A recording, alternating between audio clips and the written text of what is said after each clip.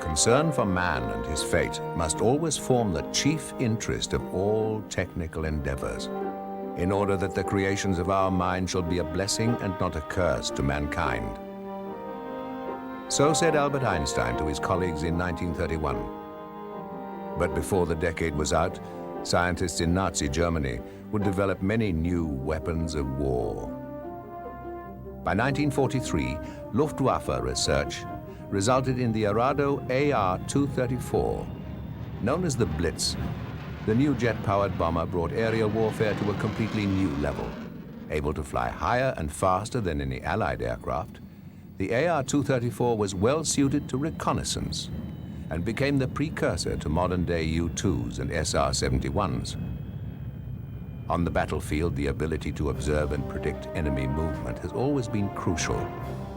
With the advent of balloons like this World War I Coquette, skilled observers were carried high above the trenches to see across enemy lines.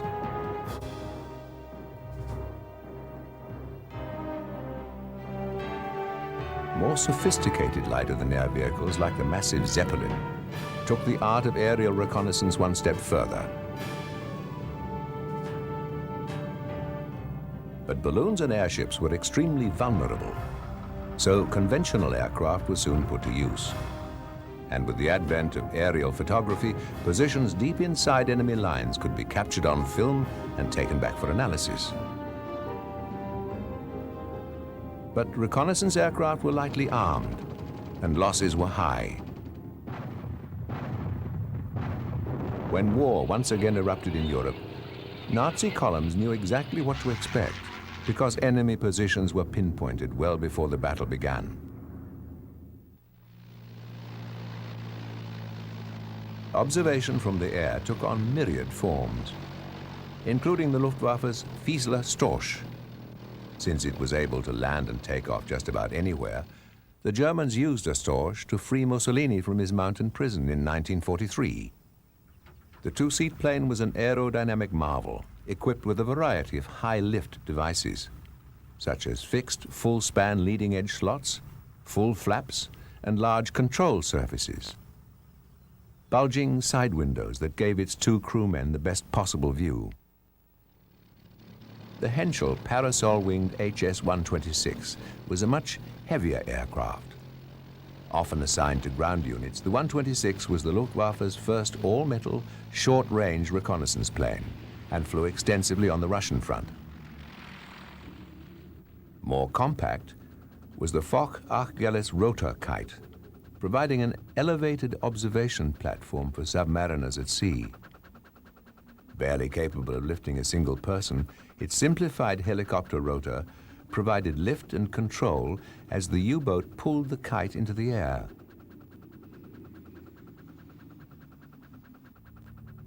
But perhaps the most bizarre observation plane tested by the Luftwaffe was Blum and Voss's asymmetric V-141, a creation of Dr. Richard Vogt.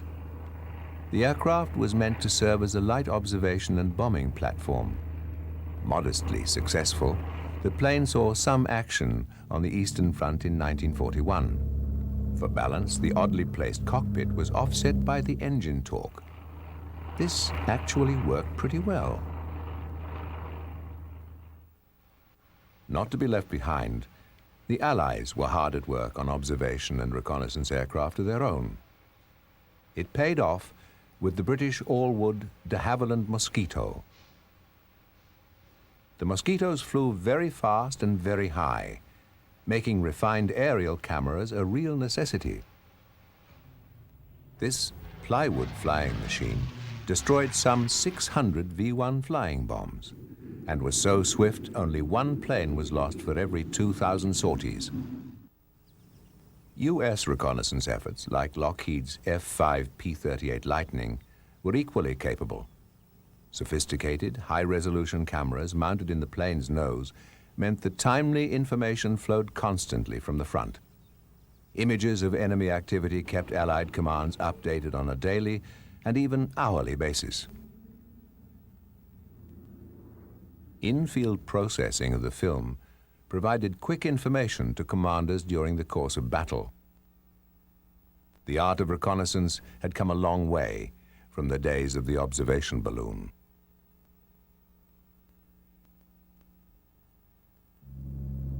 The Lightning was an ideal platform for the cameras it carried. Fast, steady, and maneuverable, it was capable of flying exceptionally long distances. The plane's twin engines gave pilots reassurance that their single-engine brethren could only dream about. The Lightning was large, with a roomy nose compartment, and could carry a good deal of photographic equipment into the air. The plane normally packed 50 caliber machine guns in its spacious nose compartment, which seemed perfect for cameras, where, away from the engines, they shook less and produced clearer photographs.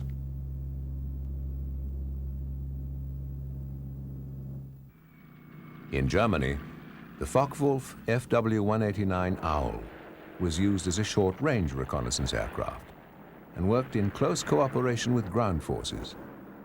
It was purpose-built with extensive glazing for excellent all-round vision for the crew of 3. It operated mainly on the Eastern Front.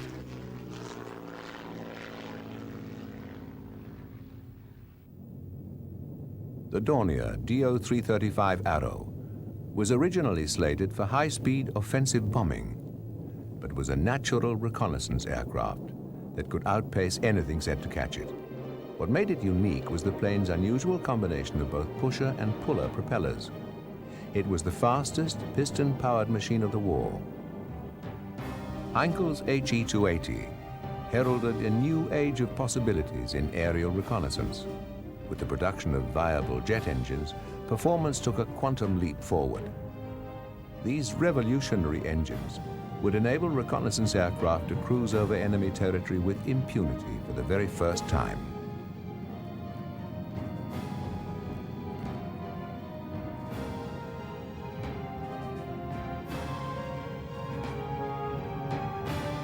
Though the HE-280 made its mark in history as the world's first jet fighter to fly, it would fail in its bid against Messerschmitt's extraordinary Me-262.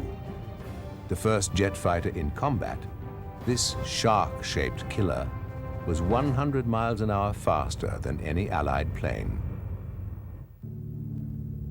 Behind the 262's success was the Junkers Jumo 004, the world's first jet engine ever to enter production.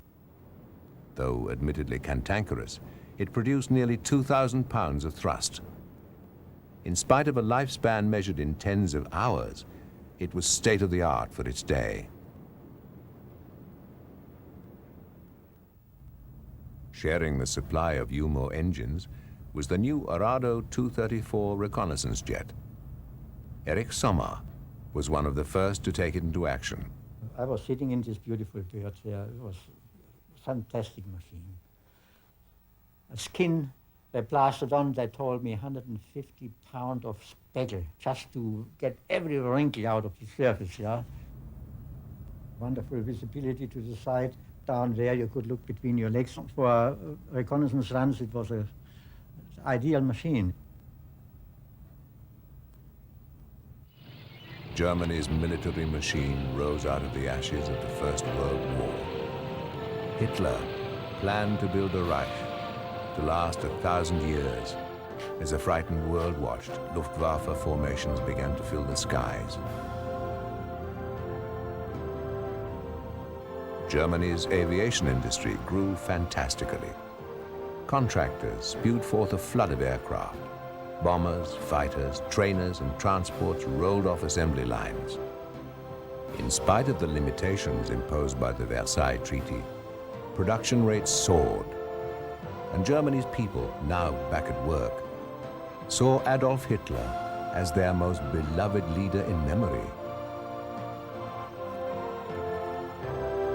Companies like Arado churned out planes by the hundreds, some under license, some of their own design.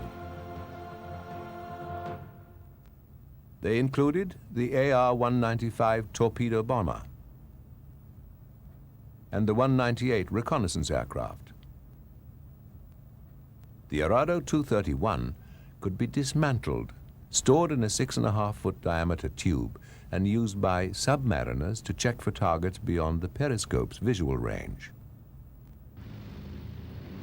The AR-240 was an advanced combat aircraft incorporating such features as a tail-mounted air brake. Its duties included high-speed reconnaissance. The program terminated as a result of political pressure in December 1942.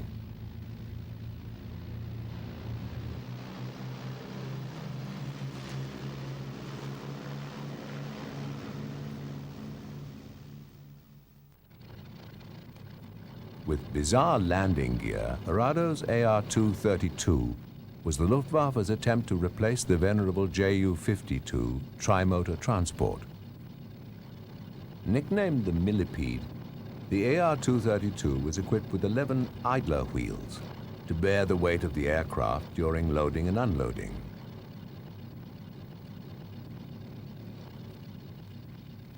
But the most advanced production aircraft by war's end was the jet-propelled 234. From stem to stern, it was an aircraft of extraordinary beauty. Its Junkers Jumo 004 turbojet engines were state-of-the-art and mounted below the wing for easy access.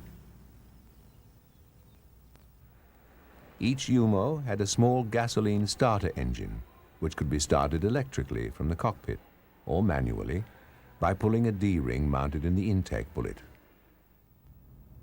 Another means of turning over the Jumos was a gasoline-powered unit which accelerated the turbines up to ignition RPM. The disadvantage was that only one engine could be started at a time. The 234 was initially launched from a T-shaped, three-wheel reusable trolley. 3 huge manual jacks raised the aircraft high enough to position the trolley underneath.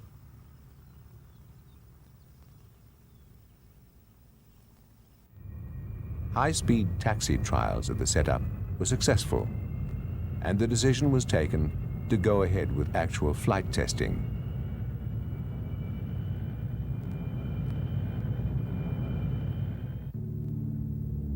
But not before the outrigger skids were reinforced, and a drag chute was added to slow the trolley once it was jettisoned. An AR-232 Millipede did the testing.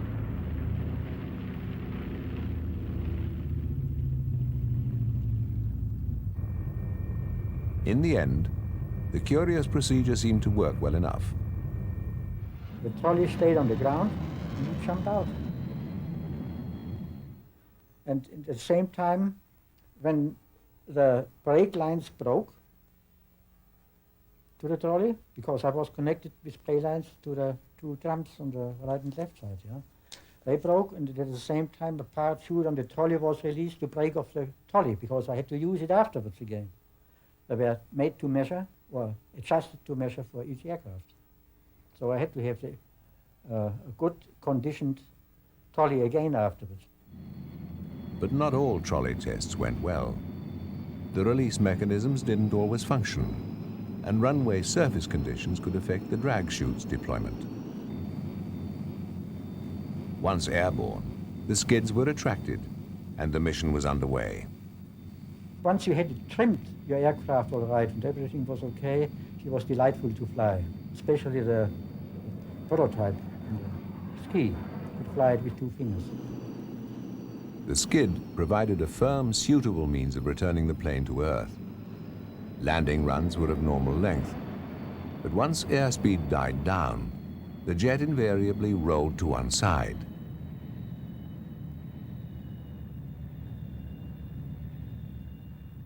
The hydraulically retractable main skid was mounted on the aircraft's centerline,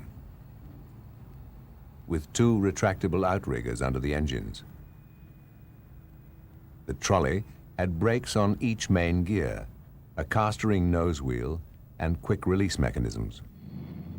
In some tests, the trolley landing gear was fixed, but proved too heavy for the jet and performance worsened.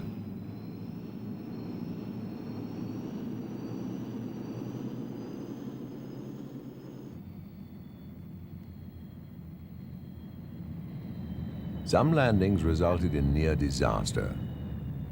Because of the trolley's high center of gravity, control was easily lost and damage often resulted. The trolley's brakes were not very dependable, and they were also sensitive to a pilot with heavy feet. During test landings and all takeoffs, the trolley's balloon-like tires acted as shock absorbers for the heavy machine. Not built for the punishment of landing, this trolley breaks up on the rough ground at the end of the landing strip.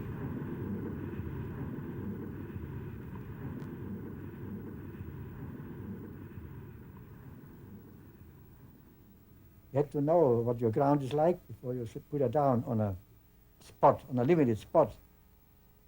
That was the idea. They did it so that aircraft can land anywhere. It was a silly idea.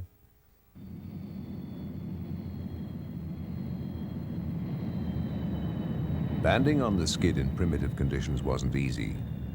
Initial hopes that the trolley system would save both weight and internal space proved unrealistic. Before long, conventional landing gear would have to be designed for the plane.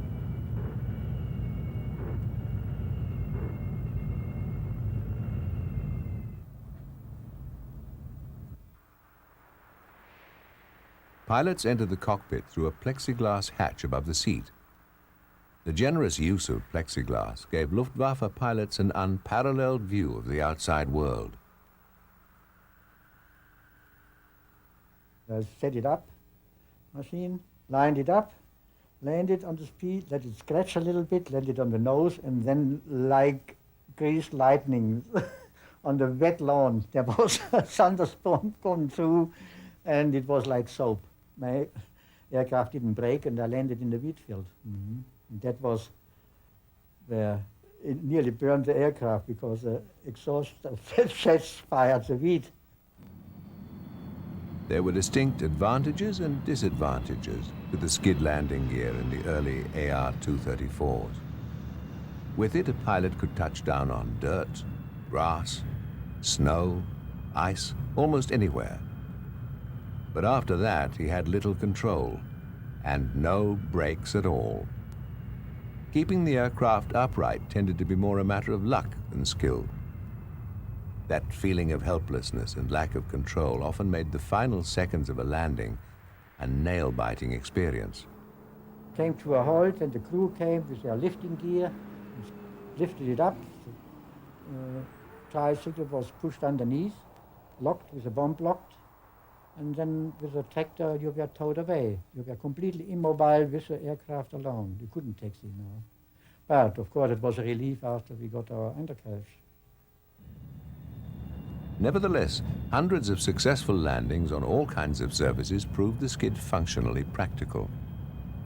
In order to quell some of the concerns over braking, several test planes were fitted with a drag chute which deployed as soon as the aircraft hit the ground.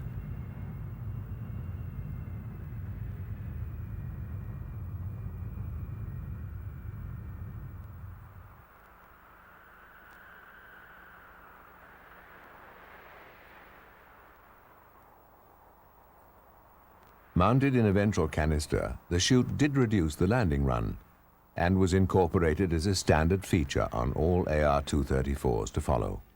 The chute canister had a cable-activated release, controlled from the cockpit. D-Day, June the 6th, 1944, brought the Luftwaffe's pressing need for a swift reconnaissance aircraft to crisis point. So I did the first reconnaissance flight over the invasion front on the 2nd of August, which rates as the first jet reconnaissance flight, operational flight in the world. The AR-234's speed was everything the Luftwaffe had hoped. As a reconnaissance platform, it was untouchable by Allied fighters. Ironically, one of the new jets was hit by friendly fire on the first mission. We did the whole invasion front. I did southern England, all the airfields of the southern part of England, where the Americans, yes, it was like a one airfield, the whole area. It was incredible what was built up down there.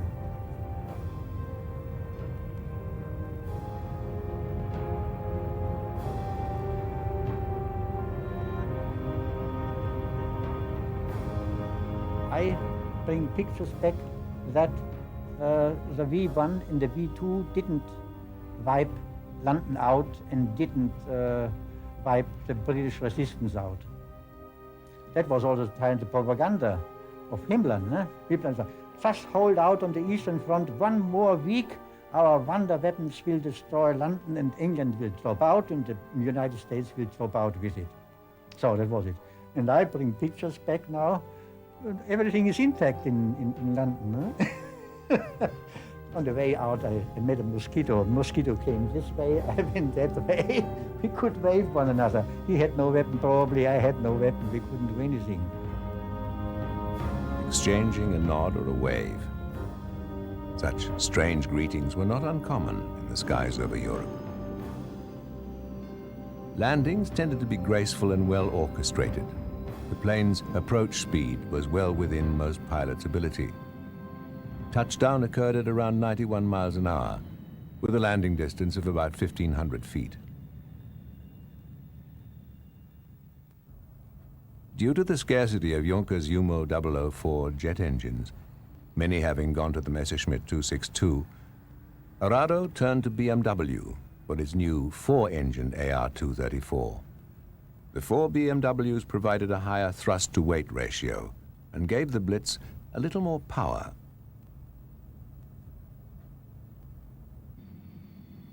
The new configuration was tested with each engine in its own separate nacelle. But high drag and poor stability led to a simpler arrangement. With 2 engines in each nacelle, the plane was more streamlined than its predecessor.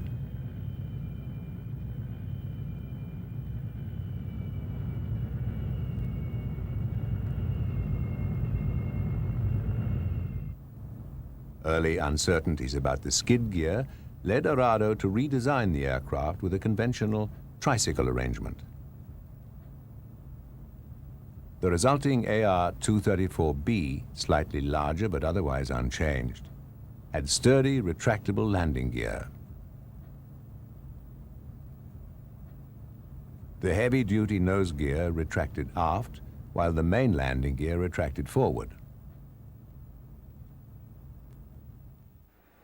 The main gear well occupied a space that had previously contained a fuel cell. Arado widened the fuselage to make room for the main gear and its retraction assemblies. But the new landing gear was not the panacea the Luftwaffe had hoped. Though it made the plane much more maneuverable on the ground, the track was so narrow that landings and takeoffs became somewhat tricky. Additionally, the oversized tires, built for rough, unprepared airfields, gave the pilot a soft, roller coaster-like ride. But the ability to do away with the cumbersome trolley system and quickly clear the landing areas for returning aircraft made any problems with the new system seem minor.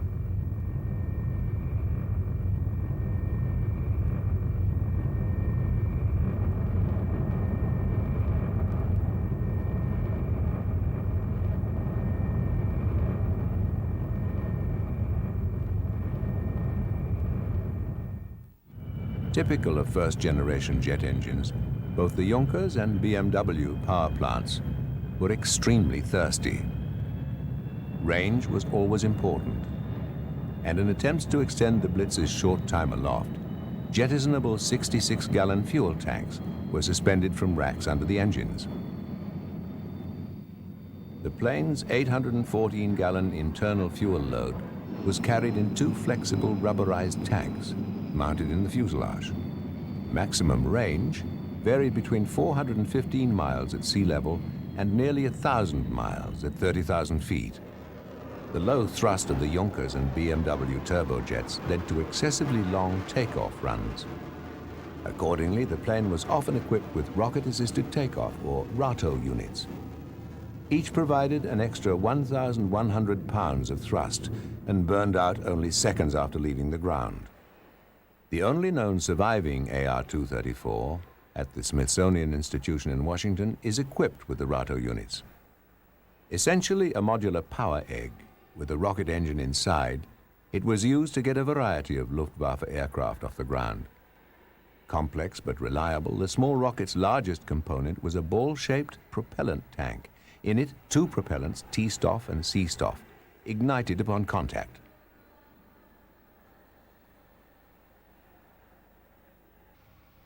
Stacked Arado units were kept empty and wheeled to a refueling depot on a special dolly.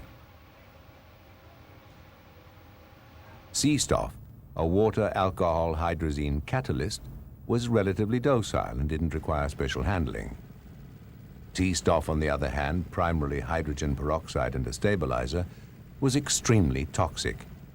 It was highly acidic and lethal to the touch, and ground crews working with it were forced to wear protective clothing.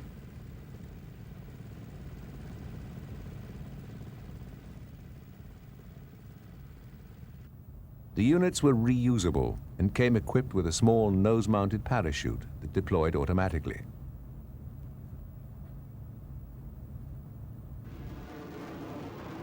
The rockets vastly improved jet performance, but once ignited, there was no turning back.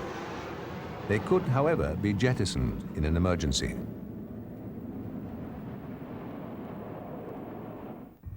In normal operation following rocket burnout, the units were jettisoned by the pilot. They had to release in unison because a hung rocket could send an imbalanced plane out of control. The Arado eggs were then recovered and prepared for reuse in a matter of hours. Takeoff was swift and easy, with a nose-high angle of attack and an extraordinary rate of ascent.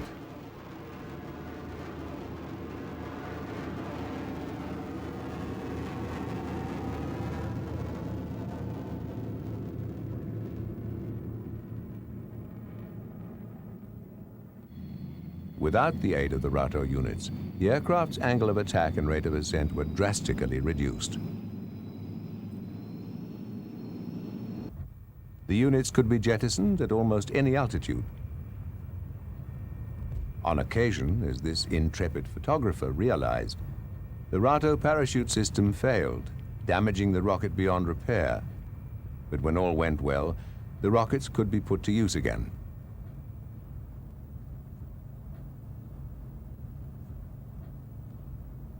Following recovery, the Arado units were flushed of propellants by forcing water through with compressed air. Then they were inspected and returned to flight-worthy status and placed in storage.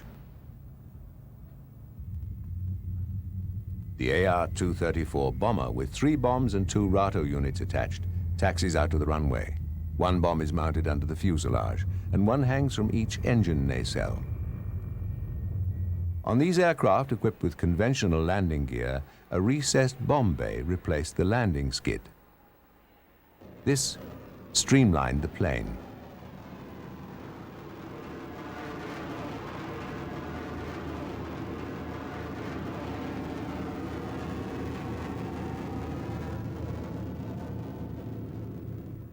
I was only worrying about something when I landed or took off or when I climbed.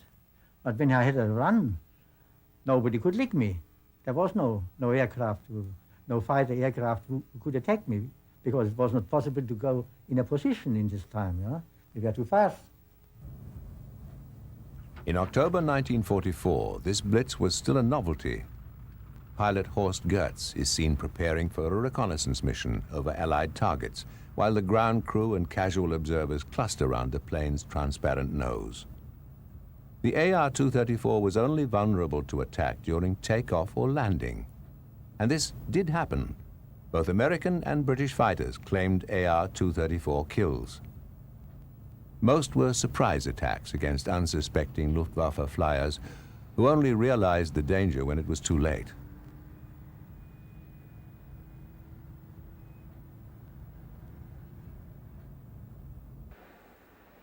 The plexiglass was just over 2/10 of an inch thick and gave pilots an exceptional forward view. Early AR-234s were almost blind to the rear, however, and were later equipped with an aft-looking periscope. A life-saving innovation, the device gave pilots a chance to avoid surprise attacks from the rear, an invariably fatal experience. The periscope was Eric Sommer's idea. And this telescope was developed from a Panzer or tank telescope. It is heavy enough, rather for a tank than for an aircraft. But the idea was the pilot can look into the ocular here, and you saw out there above the horizon what is happening up there. Gave you a security that you had a clear sky behind you. On the ground, it was business as usual for the embattled and outnumbered Luftwaffe crews. Though there appeared little they could do to stem the tide of war, the airmen tried to keep up a facade of optimism. Here, a radio for communicating with airborne comrades is the center of activity.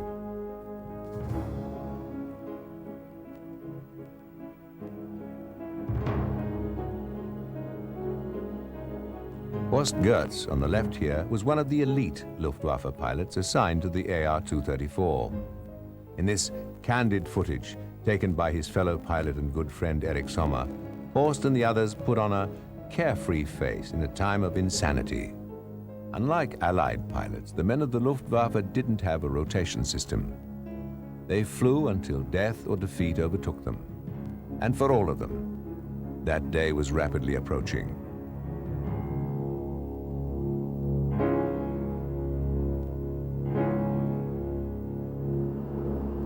With the Allied noose growing tighter, Nazi troops were defending German soil for the very first time. Resistance became bloodier and more fanatical. Losses in men and machines were beyond belief. The Reich was disintegrating in a storm of its own making. Allied bombing attacks leveled cities and laid waste to industry. And the carnage for humanity reached new depths. Allied bombing missions concentrated on Germany's remaining strategic resources. Oil and fuel refineries were sought out by the massive bomber formations. For if fuel supplies were wiped out, the Reich war machine would be brought to its knees. The Germans frantically tried to move factories underground, but by the time they were ready, it was too late.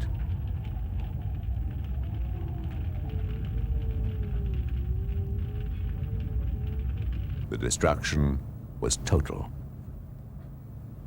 From Lüttich, from Liège to the south to the Alps, there was no cover for reconnaissance.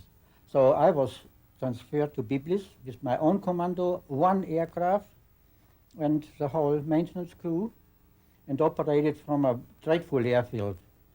Very soggy, very foggy, bad weather, industrial area to the west, which drifted in the smoke and the mist. So I operated from there, the whole section between the Alps and Holland. A Kettenkrad tracked vehicle assigned to Sommer's unit was used at Biblis during the winter of 1944 to collect jettisoned Rato pods. Sommer's covered AR-234 endured heavy snowfalls. Life in the forest was difficult but not unbearable. Though the cold was severe and often made flying impossible, the camaraderie was strong and life was taken one day at a time.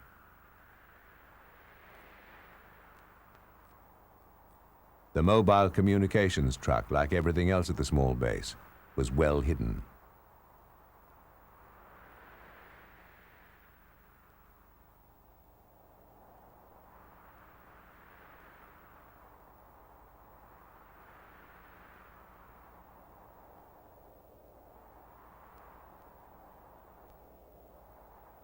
The forest runway was simple, a wide swathe cut through the trees.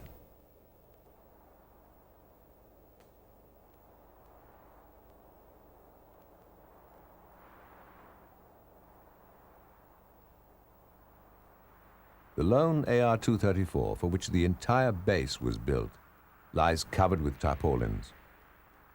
Landings and takeoffs from this facility were dangerous because of the narrow slot, leaving no room for human or mechanical failure.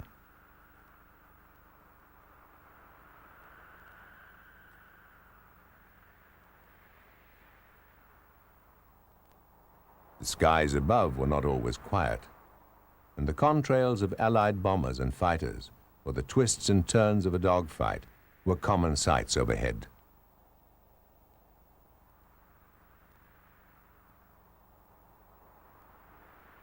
Meanwhile, Sommer's aircraft remained shrouded in tarpaulin below. During the January of 1945, the snow melted, and operations at Biblis resumed. Reconnaissance had completely broken down there in Italy, and I was to establish a commando there.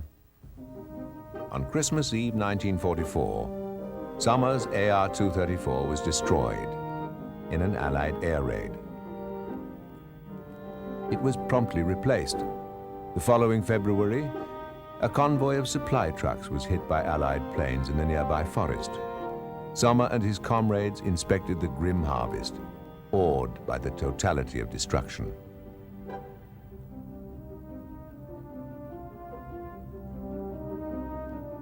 Though the harsh winter of 1944 slowed Allied progress, as the snows melted, their relentless push to victory continued. In northern Italy, the mud was assaulted and sometimes conquered. The hazards appeared to be never-ending. Relief was non-existent, and the hardships at times unendurable. Fighting a battle of desperation, Nazi propagandists continued to spew out lies of hope. For most, hope had long been lost.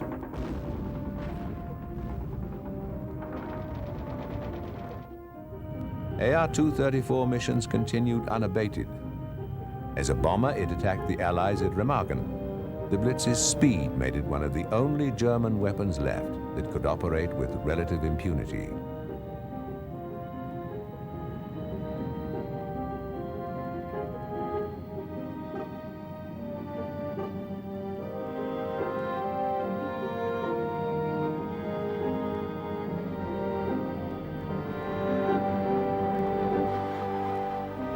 Bearing the brunt of fighter duties in an ever-shrinking Luftwaffe was Messerschmitt's Me-262. Fast and effective, the Schwalbe, or Swallow, also proved a difficult target for Allied airmen. Vulnerable only during takeoff and landing, the advanced German jet fighter was, however, too little too late. Germany's infrastructure collapsed before the Allied onslaught. The AR-234 bomber had been delayed, but when it finally did go to war, it was deadly. In her death throes, Nazi Germany launched nearly 3,000 V-2 rockets against England. With impact speeds of nearly 3,800 miles an hour, they were impossible to intercept. The German terror weapons were unquestionably the most advanced in the world. The AR-234, the world's best reconnaissance aircraft, was a source of great pride to the Luftwaffe pilots who flew it. The photographs it provided for the Wehrmacht commanders were superb, and the impunity with which it flew was an embarrassment to the Allies.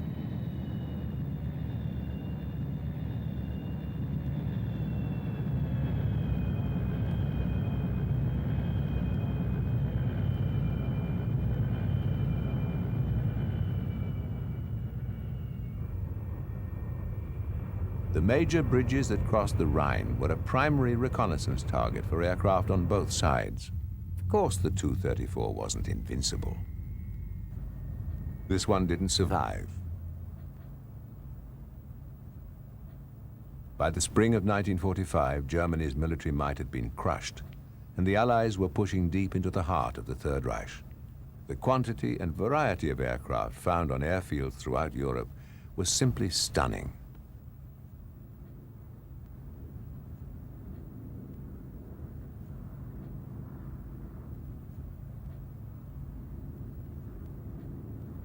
So everybody grabbed German technology and used it. But they had already their own developments. Some German developments were already superseded by developments which were done in England or in America. Nobody had complete control of new stuff. Recovered aircraft included numerous AR-234s. Under Operation Lusty, Luftwaffe aircraft of greatest technological interest to the Allies, such as the AR-234, were gathered by special British and US recovery teams. It was hoped that studying their technology would improve forthcoming Allied projects. Efforts intensified when it became clear the Russians had exactly the same intention.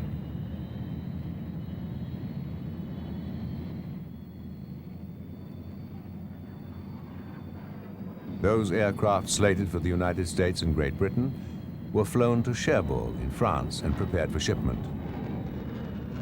Among those retrieved by Watson's raiders were two AR-234s already painted in US Army Air Force markings. Later, cocooned for shipment, these Blitzes, along with many other models, were soon making the long transatlantic journey.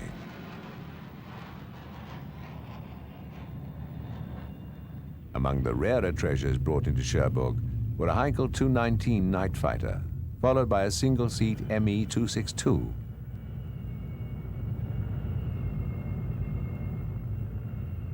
Another find, this two-seat night-fighting version of the 262. Distinguished by its array of nose-mounted radar antennae, it was the fastest night fighter of the war.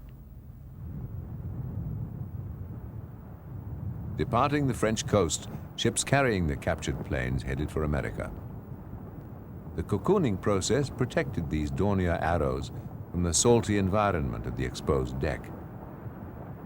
Strapped to the deck next to the arrow is a cocooned single AR-234.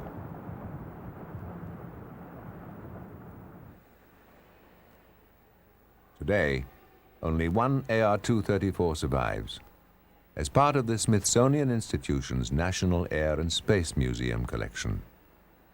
This aircraft has been completely and meticulously restored. General Fred Ascani was one of the few American pilots privileged to fly the plane. I had 5 or 6 flights on this aircraft. I enjoyed every one of them once you got the engine started. You felt very comfortable, like sitting in a living room chair. You had a better view than most airplanes, and it can be compared to a helicopter, which I've also flown quite a bit, where you have a bubble canopy and you have tremendous visibility. My recollection of the airplane was it's a very stable aircraft. It was very easy to fly. The greatest problem really was getting the engine started, and you felt 90% of the flight was over once that happened. It exhibited what we call cavitation, and the engines cavitated, which meant they were thrusting you forward and then dropping off. So you sort of went forward. You felt like you were going forward and backward all on the whole time you're on the final approach to landing. And it's an eerie feeling unless you're aware of it. This airplane could have easily operated as a supplementary anti-bomber aircraft to supplement the Me-262 jet fighters, because it had the performance, which of course would provide the kind of performance needed to intercept the bomber formations. So if they'd had this in enough quantities, yes, it made a difference, absolutely. It could have been a very formidable weapon, yes. After the war, Arado's legacy lived on in many forms. Twin-engine, jet-propelled bombers became de rigueur for military air services across the globe. Most famous of the early offspring was the English electric Canberra, a light bomber and reconnaissance aircraft.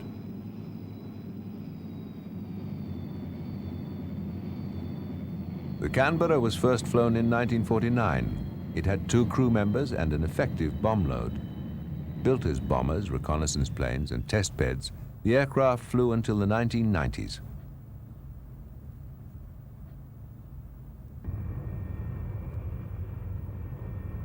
The United States eventually acquired its own version of the Canberra. It was called the B-57. Built by the Martin Company, it too became a jack of all trades. Made for the US Air Force as a night bomber, it differed from its British counterparts by having one crew member sit in front of the other rather than side by side. Special reconnaissance versions were built, with extended outer wing panels for increased lift at high altitude. All armament was removed to make the plane lighter. Cameras on many of the big wing B-57s were mounted in a bomb bay, and by the mid-1960s gave photographs taken from 60 miles away the resolution normally achieved from 12 inches. Two of the planes fly for NASA to this very day.